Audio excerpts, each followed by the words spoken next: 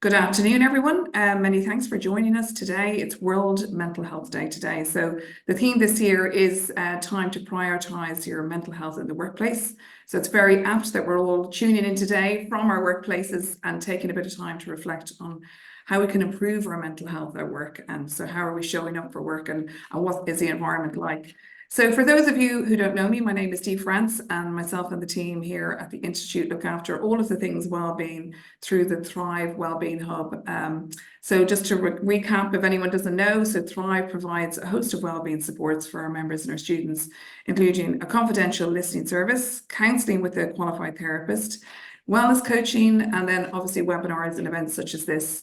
So check out the hub for all of the latest content in the news. There's a calendar there as well that you can register for any of the upcoming events. So we also have a great relationship with other mental health charities, and I just want to call out one today.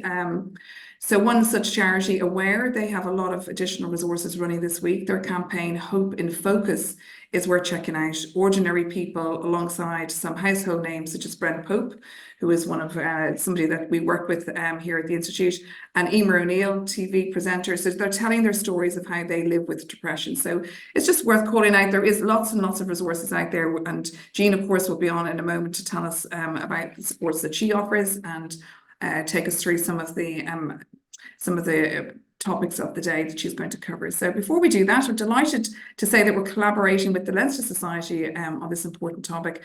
And I'll hand over now to the chairperson, Damien Carr, to say a few words. So Damien, you're very welcome. Great. Thanks very much, Dee. Hello, everyone. My name is Damien Carr. I'm the current chair of the Chartered Accountants Ireland Leinster Society. And I guess we're fully aware and recognise the importance of awareness of mental health for all of our members, which is why we wanted to do this collaboration with the Thrive Wellbeing Hub today.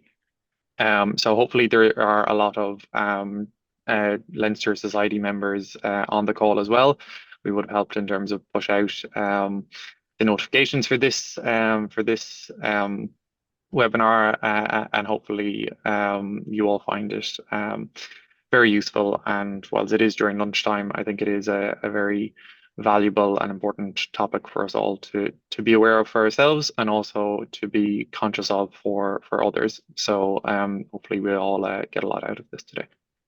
I'll hand back now to Dee. Thanks so much, Damien. Yeah, absolutely. It is about helping others as well. So while you might be okay yourself, it may not actually be yourself that needs the support. So it's good to be able to have those difficult conversations. So without further ado, I'm delighted to welcome our speaker, Neuro-coach Jean O'Neill. So Jean has 20 years experience in the corporate world. Jean has gained an in-depth insight into the increasing demands, pressures and challenges faced by individuals and teams daily at all levels in a fast-paced working environment.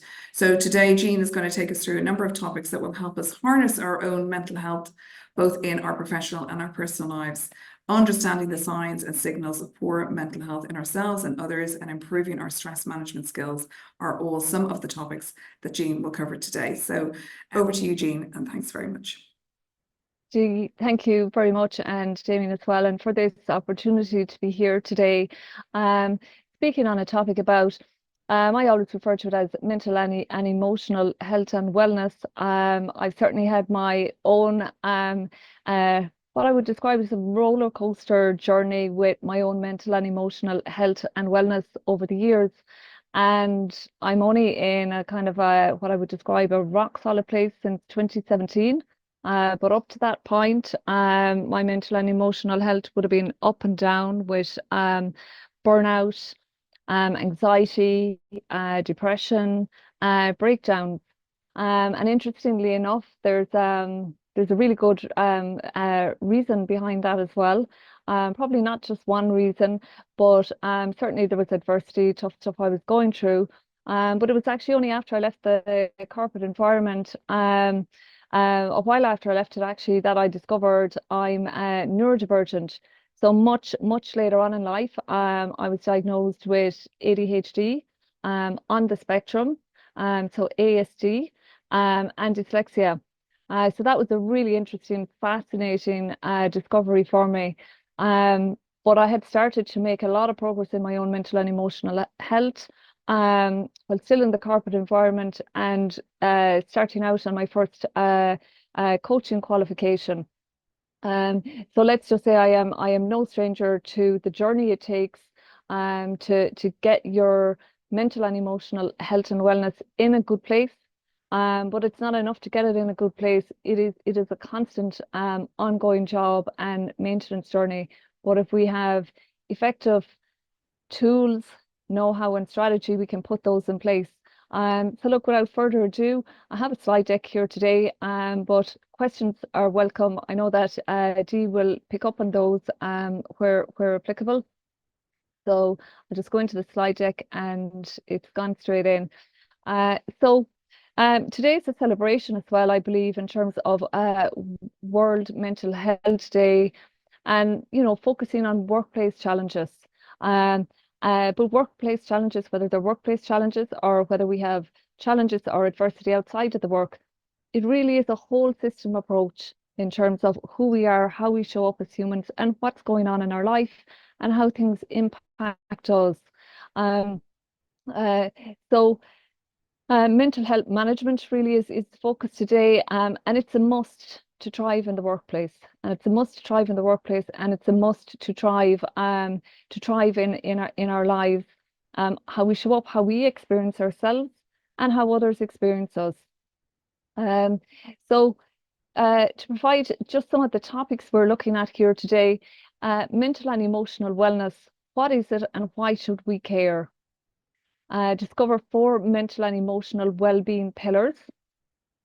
Master self-management skills by activating a daily self-care plan.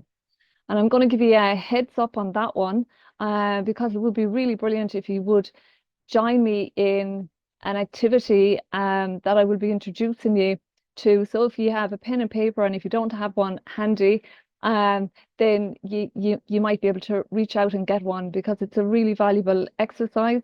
And by the way, I hope you're all getting a chance to munch your lunch or sandwiches while you're on the webinar as well. Then improving daily self-management and daily workflow. Going to take a little look there at our executive functioning skills and wellness in that space, and empowering emotional wellness in the workplace through an emotional intelligence lens. So I will signpost each of the areas we're chatting about as we go through, and looking at mental and emotional wellness. What is it, and why should we care?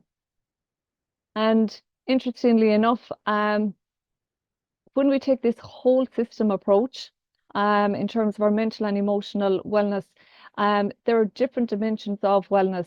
So we've mental and emotional wellness, our spirituality, intellectually, physically, in our environments. So if we're in a good environment, in a good work environment, are we in a toxic work environment? What's our environment like? That will have a major impact. We have our financial wellness, our occupational, our career wellness. So we have elements of wellness in all of these different areas. And the interesting thing is, if there is a leak in any one of these areas, so if we're unhappy in our environment, if we don't feel intelligent enough, if we're stuck in a rut in our career, if we're languishing in our career, or maybe we're not being positively challenged enough, if there's any financial problems going on, when we look at mental and emotional wellness in terms of our relationships in the workplace, our relationships at home. But a leak in any of these areas will spill into other areas of our life. This is, first of all, taking this whole system approach in terms of understanding mental and emotional wellness and the different elements that can impact it. And I just have to move the toddlers here to see the presentation. So in terms of what are our most valuable resources, so in terms of our health, our time and energy management, and money. And when we look at this in terms of our health management and time and energy, we need quality time and we need to be able to invest quality time in our health management and in our time and energy resources. Because if we're not well, okay, our careers will suffer, our finances will suffer, other things will suffer. And having worked over 18 years in my last job in the corporate environment, where I certainly get the busyness of feeling like spinning one too many plates, major commute to work, and the different pressures that can be there for example, a working mom, and trying to juggle a lot. And back when I was in the corporate environment, I mean, taking time to look out for myself or look after myself, it was pretty much alien. And it was pretty much alien to me because I was just caught up in the now, and I was just caught up with, okay, this is life, and accepting of that and the rat run, and not taking that proper time to look after myself on a daily basis, which would have led to burnout, exhaustion. There was lots of times in my career, really good, healthy, positive challenge. And that's when we have positive challenge and some healthy stress. So that's eustress. And it's really important to understand we can all work really well under pressure when we're engaged in our jobs, when we love what we're doing and we're positively challenged. But there is a big difference between healthy stress, eustress, and unhealthy stress, which is distress. So if we have stress accumulating in our system, so healthy stress looks like maybe getting a deadline over the line and being able to breathe that sigh of relief and feel that sense of satisfaction. Okay, that's healthy stress, that's healthy pressure. All right. But then if we're overexpending our time and energy, if we don't have proper self-management in place, if we're not looking after our daily self-care and our daily self-wellness, then we're papering over the cracks. And at some stage, that is going to become unsustainable, which, by the way, in my journey, in my experience, that is something that I did a lot of, burning myself out. But I did a lot of burning myself out because in my case, I simply wasn't working off the right user manual. So with ADHD and being on the autism spectrum, I had no notion that actually I suffered from time blindness, hyper focus, and a thing called alexithymia, which is a comorbidity of these conditions where I wouldn't sense. So I wouldn't sense that I was hungry. I wouldn't sense that I was tired. Small things like not sensing I needed to go to the bathroom. These might sound like very weird things to you, but with that alexithymia, when you don't sense some of these things and combine hyperfocus, time blindness, and alexithymia, so what that mean for me on any given day? Okay, it meant I was like on this very supernatural, superficial, excessive energy. So I could go the whole day without even thinking to eat. Okay, so that meant I wasn't taking proper breaks, proper lunch. I wasn't looking after myself. I was on a high, maybe totally engrossed in what I was working in, but then I also tended to burn myself out a lot.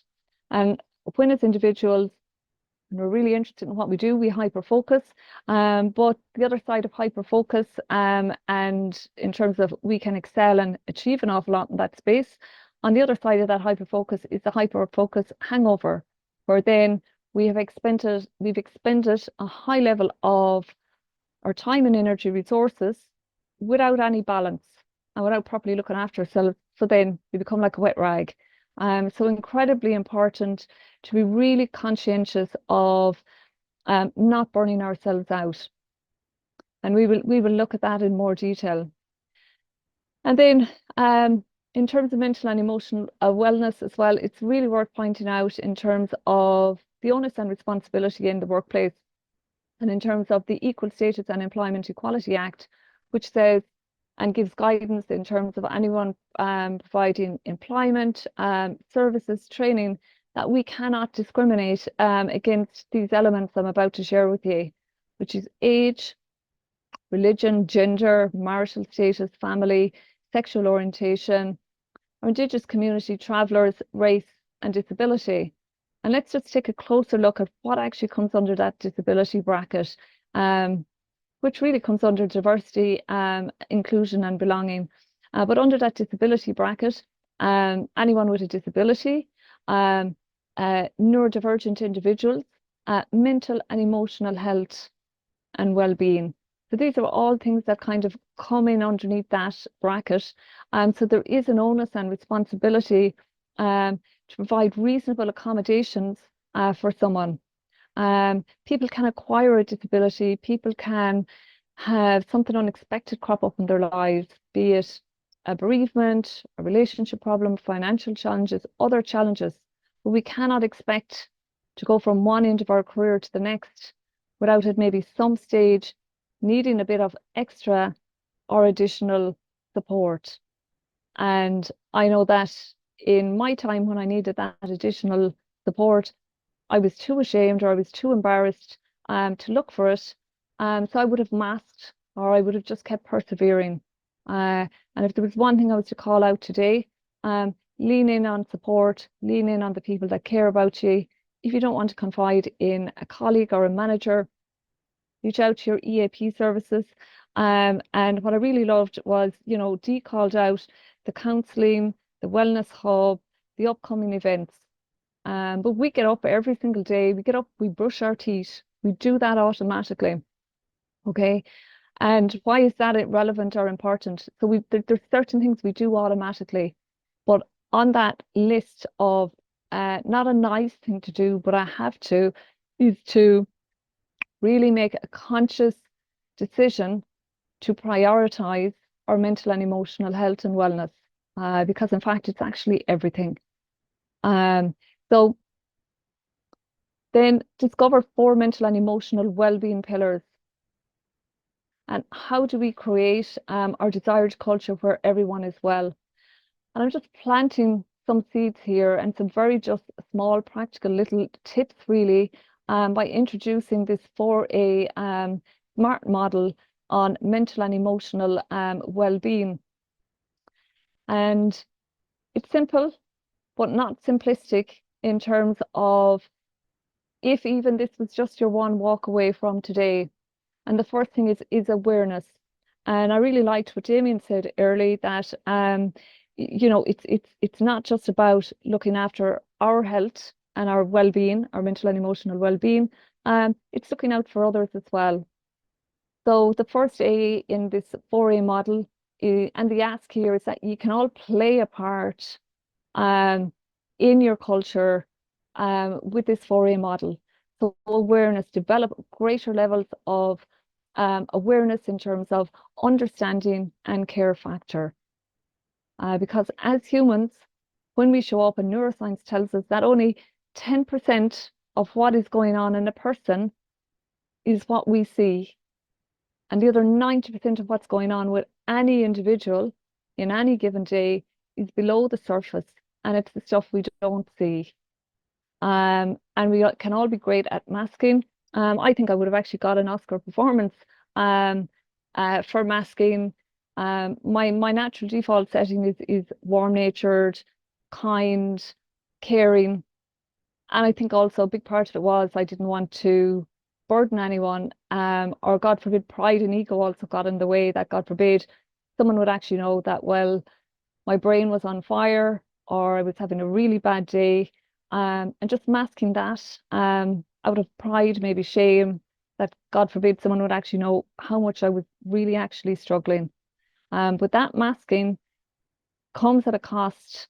And I would say when I was in the corporate environment, but was having a bad day, the thing I absolutely loved the most, and even though I might have been faking it, but there's only so much faking we can do as well. And people that get to know as well, they can tell when we're having a down day or an off day.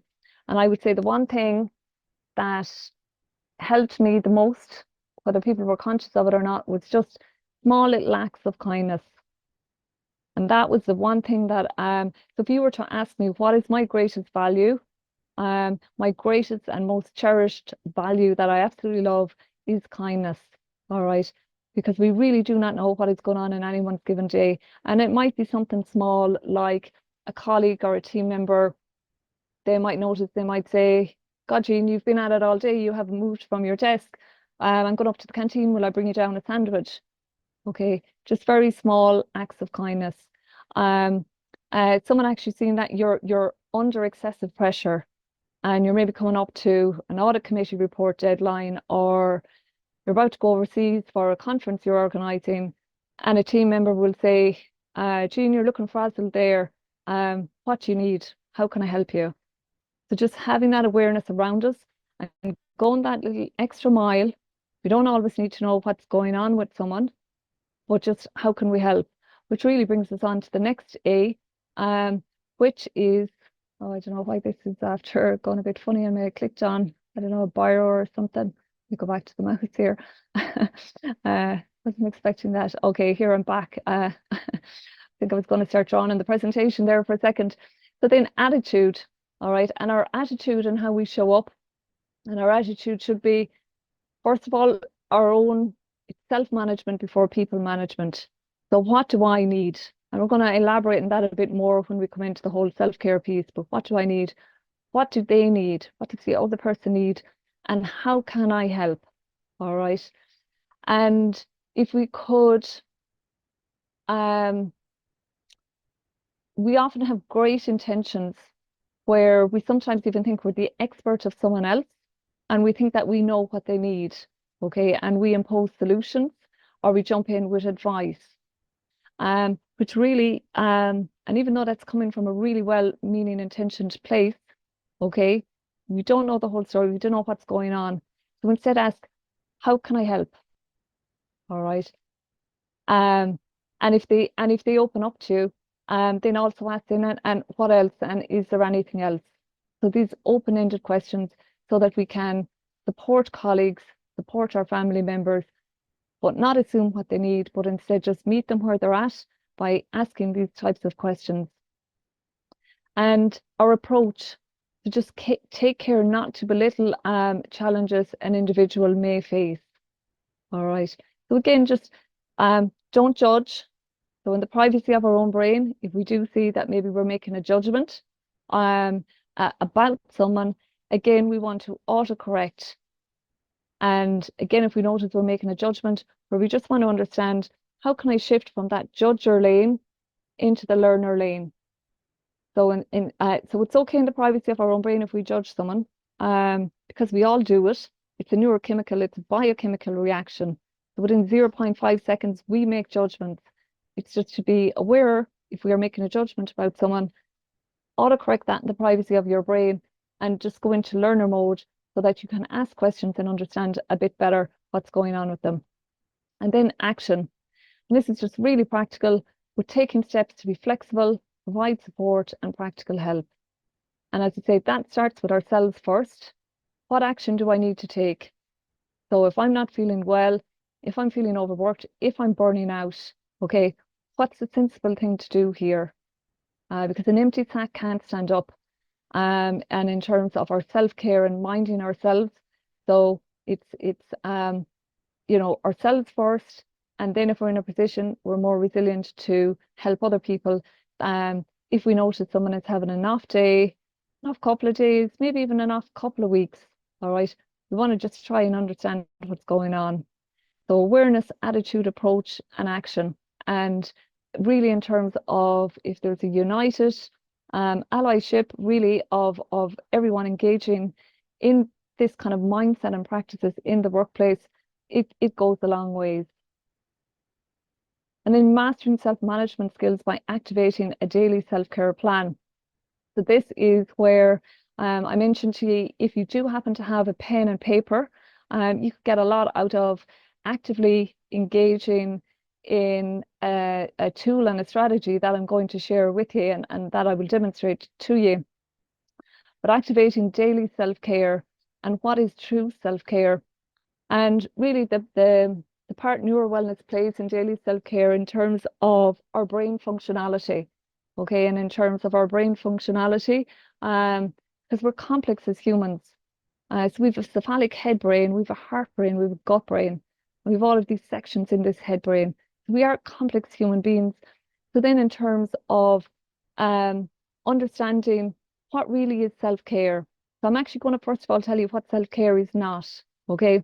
So you see the brain there and putting a Band-Aid on it. So what does it look like or appear if we're putting a Band-Aid on our well-being? Well, that might be working excessive hours. And by the way, from the corporate environment, I know that can be a culture and part of it, but there's times when we can all go the extra mile because we need to, and that's perfectly okay. But is that sustainable long term? No. So if you work long or crazy hours during the week, or it could be a combination of work and maybe family commitments, kids, or caring for someone, and if you're feeling like you're never getting enough time, to kind of properly take care of you and invest in yourself. So some people will think self-care is, you know, working maybe weeks and months at a time, excessive hours, crashing, and then having to go to bed for the weekend, and they'll recover and they'll catch up. So that is what self-care is not. Self-care is actively looking after ourselves on a daily basis and taking very conscious, deliberate ways of doing that. Self-care is not booking yourself into a spa or taking a hot bath with candles around it or getting your nails done. Okay, these are nice and lovely things to do that maybe give a little feel-good factor, all right, but it's not actively putting proper practical practices in place to look after yourself in terms of your daily self-care. So that is what self-care is not. And then in terms of actually what is self-care, and this we're just going to explore a bit around this. And the definition is very clear here in terms of self-care is the intentional care of one's mental, physical, and emotional health through everyday practices and activities. So this is the piece that I did not have in place for myself when I was in the corporate environment, and over the years, as I say, a pattern and a cycle of burning myself out, all right, which wasn't a pretty space because then, you know, it was no good to myself or my kids or to anyone else. And we just want to, again, I have to move the toddlers around here on this, but we just want to take a look at true self-care. So true self-care, it is very much self-directed, and in terms of really contracting with ourselves as individuals to say that, yes, I matter too, and understanding that self-care is a daily thing as part of our daily self-management and of our daily self-regulation, mentally, emotionally, and physically. It's personal investment. So I mentioned earlier on to you, I said, you know, I'm consistently looking after my mental and emotional wellness since 2017, and that is an ongoing maintenance piece for me. Okay, I'm equipped with all of these amazing methods, rituals, routines that keep me in neutral, that keep me in the place where my brain and nervous system needs to be. So it's a personal investment, and what I would say is it is the best gift and the best present I have ever given myself in life. And actually noticing a year into working on my own mental and emotional health and wellness when I started in that first coaching course, but actually being astounded and having an aha moment a year into it, and actually taking a step out of myself and looking in and actually just thinking, God, Jean, wow, you've actually been in a really great place this last 12 months consistently. But just realizing that at the time was quite a profound experience for me. And I remember actually almost being terrified. I remember thinking, and I had to go home and journal because I remember just being in the square in the street where I was in it and making this realization. And I remember, okay, just start journaling, Jean, just start capturing, because whatever you're doing, it's working for you, and make sure you keep doing it. And I just grew on practices and that. But I would say one phenomenal thing that really worked for me really well is the practice of gratitude. And gratitude, neuroscience tells us, is a positive emotion. And that was something early on in my journey that I started practicing. And because there was still some adversity, there had been financial problems, there was marriage breakup, there was different things going on in my life, which, you know, the best of people would certainly get knocked off their perch with that kind of stuff going on. But instead of focusing on, you know, being in victimhood or blame mode, instead I starting the practice of gratitude, where I was focusing on, well, all I did have in my life and all that was good in my life, and starting that practice of journaling. And I first of all started that practice externally, and externally just thinking, okay, I'm grateful for my warm bed, or I'm grateful for my hot chocolate, and picking out things externally. Okay. And shortly into that practice, maybe weeks into it, I had an aha moment, or it was probably prompted with some of the studies I was doing, where I turned that gratitude practice internally. And then I started journaling, and I started asking myself, okay, Jean, name 3 things that you like, love, or enjoy about yourself. Okay. And I found that journaling a bit more tricky to do. Okay. Because again, as humans, we're so close to ourselves, we have these blind spots. And I remember just writing down very simple little statements. And it might have been small things like, I like that I have a good sense of humor. I like that I get up and go. And that was it. And that's how it started out. And eventually those statements got a bit stronger. You know, and it would be maybe something I'd love. I love running. I love, and it was just, but taking ownership of that and building on that practice. And I have built on that practice so strongly, it's automatically has manifested at a cellular level this sense of gratitude, including setting up and starting my own business. It's going exceptionally well. And I absolutely love the work I'm doing as a coach and mentor trainer. But there is not a day goes by that I do not have that sense of gratitude, and that I don't pinch myself in terms of the life I've carved and molded out for myself. But I've done it in a very intentional way. So really the best gift we can give ourselves is investing in ourselves and what we want out of life. It's acting in our best interests when we put self-care practices in place in terms of choices that improve our physical, mental, or emotional health and move you towards your desired outcome. And that desired outcome is going to be different for all of us in terms of what we want out of life for ourselves. And absolutely, self-care gives us a mental and emotional boost. It produces positive feelings that we spoke about, even just with the simple practice of gratitude, simple but powerful, which improves confidence and self-esteem. Because like if we're given gratitude and we have that locked in at a cellular level, in terms of those positive feelings that we experience, we start to emit them because and they become contagious, because our attitude, our approach, who we are, and how that is emitting from us shows up in how people are experiencing us. And self-management before people management. We ever look when we're on an airplane and you know, we're always directed, we'll put our own oxygen mask on before we go to assist anyone else. So for a long time, I wasn't in that space, trying to look after people at work, trying to look after the kids, etc., and maybe looking after and putting everyone else's needs ahead of my own first. So self-care is not selfish. Self-care just means me too. And we've got to prioritize the me too bit before we can show up and really be a positive influence and helpful in how we show up for other people. So then in terms of the benefits of self-care, 100% better productivity. So if we're looking after our self-care on a daily basis, you know, we've, in terms of organized planning, focus and concentration. So that better productivity, when we prioritize that self-care, we're starting to learn how to say no to things that overextend us. We're putting healthy boundaries in place. We're becoming more conscious of, well, you know, I need to take that time for my jog in the evening or my walk in the morning. I need to step away from the desk. I need to take my lunch. I need to take those proper breaks.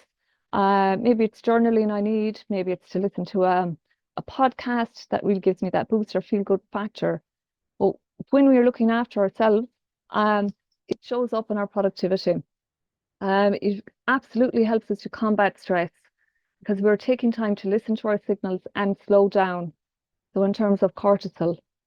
So that's another benefit of self-care. 100%, we're making a conscious, deliberate effort to look after our daily habits and behaviors, and to prevent burnout and poor energy levels, and all that comes with it when we take the time to look after ourselves daily. Future-proofing, 100% improved resistance to disease and better physical health. And when I talk about better physical health, we just take a brief look at the happy brain chemicals. So rewire yourself to turn them on in new ways. And here we will see the different neurochemicals. Dopamine, that's a reward chemical. Serotonin, endorphins, oxytocin. So these are really important neurochemicals, and our brain needs to be getting these from exercise, from how we look after ourselves. Physiologically, when we go out and exercise, then psychologically, we're going to be getting a dose of these happy brain chemicals. So it's as much physiological when we look after ourselves physiologically in terms of the benefits psychologically we get. So here I am going to, we're still on the benefits of self-care, and just a little moment here in terms of daily and how you show up daily and when we're looking after ourselves.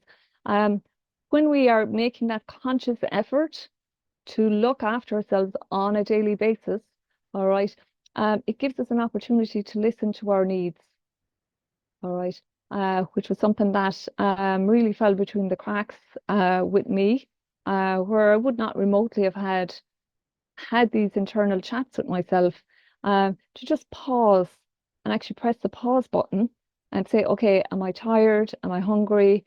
What do I need? What mood am I in? These are questions I now ask myself on a daily basis when I'm working and managing my workflow and my busy schedule. And if I'm feeling tired, I'll ask myself, am I mentally tired? Am I emotionally tired? Am I physically tired? So that then will inform me what kind of a break that I need to take. So, and if I realize if I get up off my chair and move around, a lot of us in hybrid settings, we spend so much time at the other end of a PC. So again, we need to be able to get up, move around, but ask, which of those tirednesses am I? And, if I discover I'm just physically tired, so I'll take that physical break and I'll check back in with myself, and then I'll be like, yeah, okay, the brain is still in good shape. I'm sharp, I'm focused, I'm concentrating. But if I'm emotionally tired or mentally tired, that's a different type of break I need to take. Maybe it's a power nap. Maybe it's just to close my eyes. Maybe it's to switch off for a little bit, to recover from kind of any mental or emotional tiredness that's going on. And then sometimes physiologically, I will do that to get my head back in the right focus and concentration space. So then self-care and an action plan. And this is where, if you have your page, that you can engage in this activity, which I hope you will get the opportunity to do. And what we are doing as part of enabling a daily self-care strategy, we want to review and evaluate our here and now.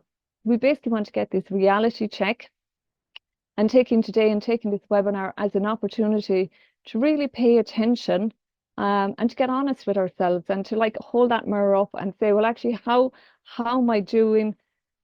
You might have some good self-care strategies in place, but maybe some of that needs tweaking, or maybe it's not something you've really given thought to and it's fallen between the cracks. It's individual and very different for all of us.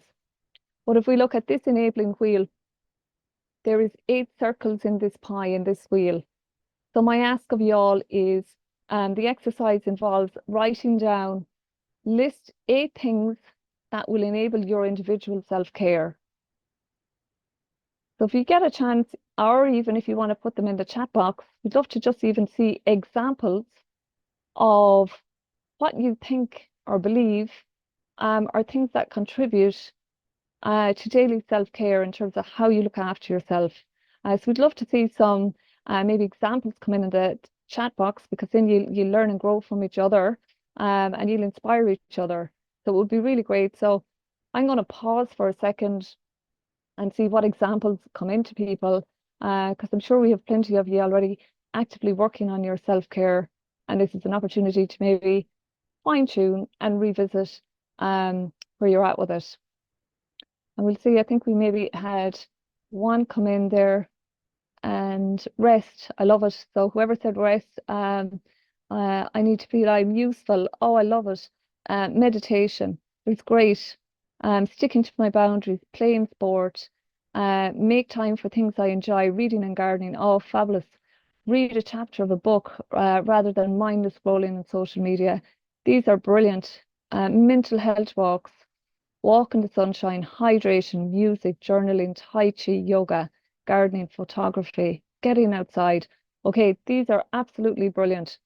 So we'll take a look at, I have just put up examples here, okay, of maybe 8 things that people might consider as part of reviewing. So nutrition, stress management. I have down here nighttime routine. So for me, as part of bridging to our success, as part of setting ourselves up for really great functionality the next day, as part of setting ourselves up to have a successful day, for me, what I have learned is that always starts the night before. So if I'm organized the night before, if I've my gear out for the gym the next day, if I've my clothes picked out, anything that can reduce that morning rush or even that morning kind of anxiety or frazzledness, especially if we've other commitments, like maybe we're doing the school run, we're commuting. So anything that we can have done the night before so that we can start our day off with less stress in it is brilliant. And morning routine. So again, what are your morning routines? What sets you up for success? Again, I love the practice of balanced breathing, and that really sets me up. Getting water into me, they're often just the smallest, simplest things. It'll be different for everyone. Then day, and actually I see a typo there. Forgive my dyslexia, that should say daily monitoring. But daily monitoring, and what do I mean by daily monitoring? So that daily monitoring, we saw the little image of the person checking in, am I tired, am I hungry, what mood I'm in, etc. So that daily monitoring, where I used to set alarms to put new practices in place for myself, and as part of that, making sure that I was looking after myself during the day and taking proper breaks and remembering to eat. So for me, it was quite simple, just setting those alarms at, we'll say, 11 o'clock, and depending on my schedule, that could be 12 or 1. But once those alarms go off, then that's me checking in on me. What are my needs? And as a reminder to fuel my brain, I permanently keep water beside me. Our bodies are made up of 70% water, and our brain, in terms of our brain functionality, something as simple as drinking water keeps that brain crisp and fresh, because our brain uses such a capacity of energy. We need to keep our brain, as well as all the other benefits of actually just keeping our body hydrated. Support, relationships. So again, where are we at with that? I would have gone through many years without kind of keeping proper, if any, support in place for myself. Fun, hobbies, and there was a good few of those came up in the chat box, because we all need, how will I say, to create that spaciousness for ourselves, to be able to switch off from work, our fun, having fun, hobbies, recreation, that also connects us with other people, and we need other humans to stimulate us, to have meaning, to have purpose. So again, staying connected through hobbies or through fun is hugely important, to always have in our narrative and our story that I have something fun to do. And of course, there we have physical exercise. This is just an example of headings, but you have a lot of you shared there. Thank you so much for your shares. We saw yoga, mediation, rest. We saw so many great things that people consider as important for their self-care. The beauty of this self-care enabling wheel is that it's very individual to all of us, and we will all put different things in what we need as part of our individual self-care. And the next part of enabling self-care and reality checking our here and now then what we want to do is we just want to review where we're at with these different elements of our self-care, because sometimes things can slip through the cracks. Maybe it's that we were great at exercising and we're not doing that as much as we used to because we've reached a busy period at work. So what we want to do is, again, reality check where we're at. So we want to plant these headings around this wheel. Hope some of you are getting a chance to do this. And on a scale of 1 to 10, so we all want to ask ourselves, how satisfied are you in each of these areas? And we just put our little ratings in there so that we can reality check on a scale of 1 to 10. So it looks like there, the morning routine, it's not doing so good. Nutrition is not doing so good. So again, so I'm just being honest with myself here, and I'm saying maybe where there's scope for where I should really be focusing my attention and my efforts in terms of some of the cracks that I might want to bridge. And then as part of doing that, we want a snapshot view. So we draw a line to indicate our rating. So with the numbers that were in there, this snapshot view really just gives us an oversight and a reality check. And then what's next? And basically what's next is we want to pick at least 2 areas you wish to start prioritizing. So if I was going around that and I'd be reality checking it, and for me, okay, the exercise is good. So again, I'm just going around, I'm having a good chat with myself. And for me, the 2 that really stick out is the nutrition and the morning routine. And so if I pick at least 2 areas to begin with, and why 2 areas? 2 areas because we would like to positively challenge ourselves, but we don't want to over-challenge ourselves. So if I start picking 4 areas there, chances are I'm going to take on too much and I'm going to set myself up for failure. Whereas if I reality check, if I'm practical about it, and I just recognize, all right, these are the 2 areas, I will start with these.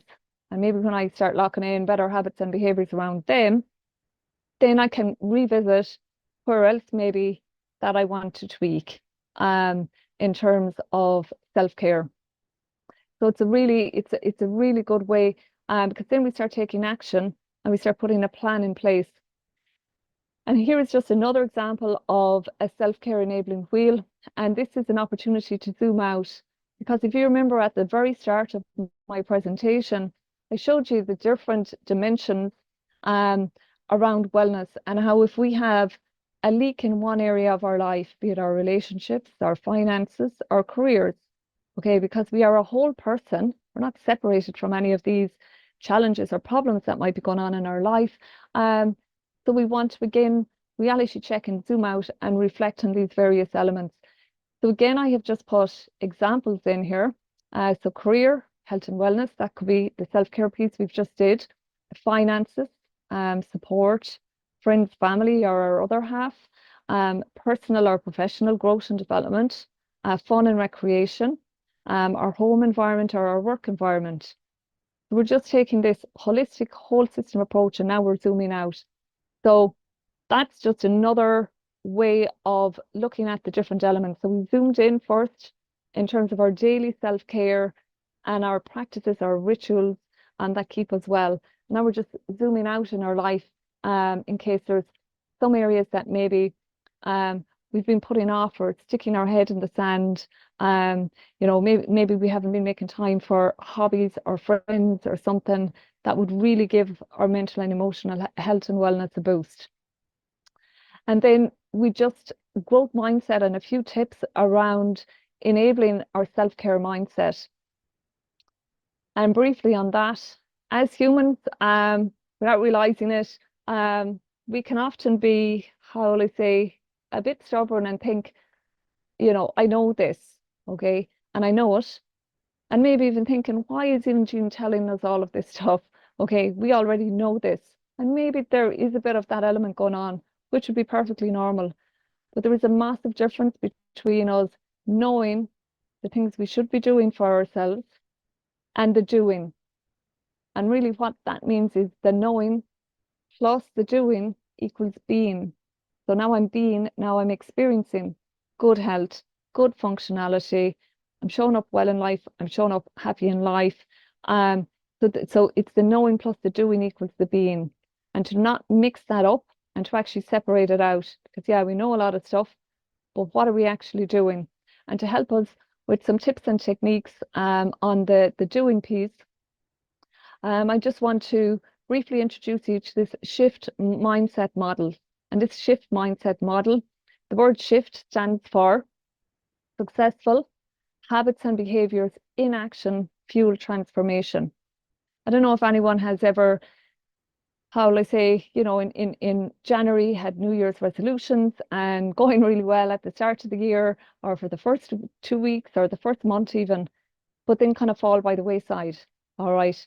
And there's a reason for that, because we are using the same thinking that has, you know, we're using the same recycled thinking.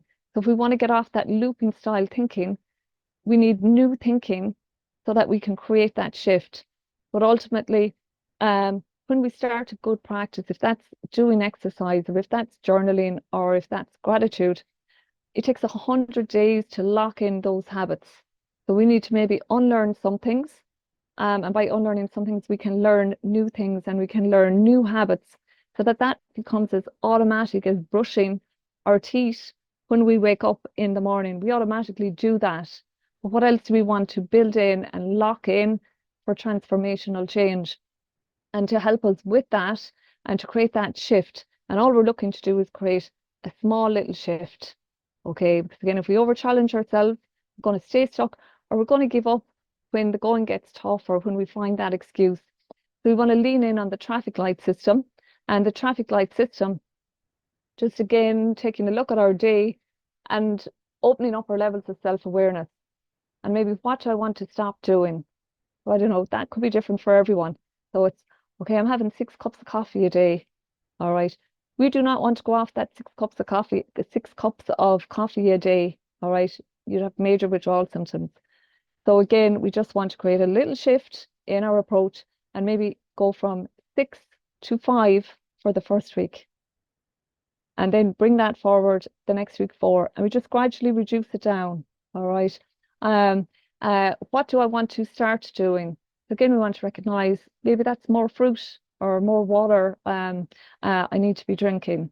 So again, just small little things each week. But it is the successful habit. So when we start doing one thing good, that has a domino ripple effect. So I know, for example, when I'm actively jogging or getting out for my exercise, that has a knock-on ripple effect in terms of what I'm eating. So I have a really sweet tooth. I absolutely love my munch. I would say there isn't a day goes by that I don't have some little nibble of chocolate. Okay, but that's like maybe 2 squares of a bar that I'll take out of the fridge. And I'll have a proper treat then at the weekend. So there's balance. But my internal story, my monologue is I'm not depriving myself, but after going for that run, I don't want to undo that. So that domino ripple effect of doing the physical exercise is keeping me, all of my other habits around that are improving and getting better. So then the stop, start and the continue piece then. So this is a really nice piece at the end of any given day that we can just check in on ourselves and to actually just say journal for a little bit. It only takes 2 to 3 to 4 minutes. It's not a big deal, but just what worked well today, what needs improving, and how will I do that? And even though it sounds simplistic, it's very, very practical. And then we can, through our levels of self-awareness, and take those little notes. So it was like, God, I didn't reduce that coffee today. So actually, what do I need to do differently tomorrow to get that from 6 down to 5 coffees?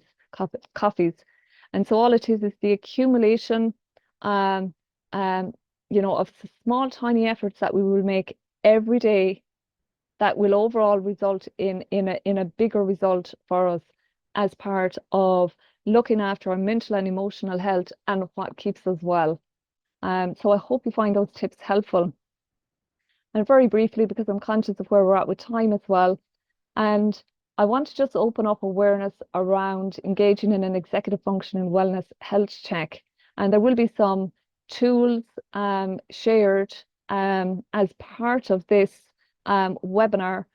And this is about designing your own user manual and checking in on your brain functionality and how you work in the day. It's a big area of work I do in neuro wellness and peak performance coaching. It could be someone that has a promotion and they say, okay, Jean, my schedule is crazy. I'm stepping into this new arena. I have to be 200% switched on. I have to be military precision. It could be someone else that could come to me to say, God, I think I'm slipping between the cracks. I feel like I'm not focusing or concentrating, or I feel like I could be doing more or doing better. So this is where I will peel back the layers on someone's executive functioning, wellness, which are stuff before I was diagnosed, but whether you're neurotypical or neurodivergent, it doesn't matter. We can all struggle with this stuff at times, but in terms of our working memory, organizational skills, our ability to sustain attention, that can be a big problem for people, goal directed persistence, planning, preparedness, time management, which is never time management on its own if someone thinks they have challenges with time management, planning, prioritization, preparedness, a lot of other executive functioning skills, which are all highly learnable. So for someone that maybe is not a naturally organized person, they think, oh, that's it, that's just the way I am. Actually, it's not. We can rewire and we can learn new ways of working smarter, not harder. So task inhibition, initiation, a lot of people I'd work with in that space that have a lot of challenges around procrastination, or delaying or putting things off to the last minute. And then they're under pressure and they're overloaded. It leads to frazzlement and stress. Flexibility, communication processing, again, because we've these different brain types, how we learn, how we process, how we communicate. All of this is tied into skills that can be developed and through our executive functioning investment plan. Emotional regulation is a hugely important one. Metacognition, and I see we've 1 minute to go and we're almost there, and other challenges. So look, that will be in your little pack, and I'm on the final slide.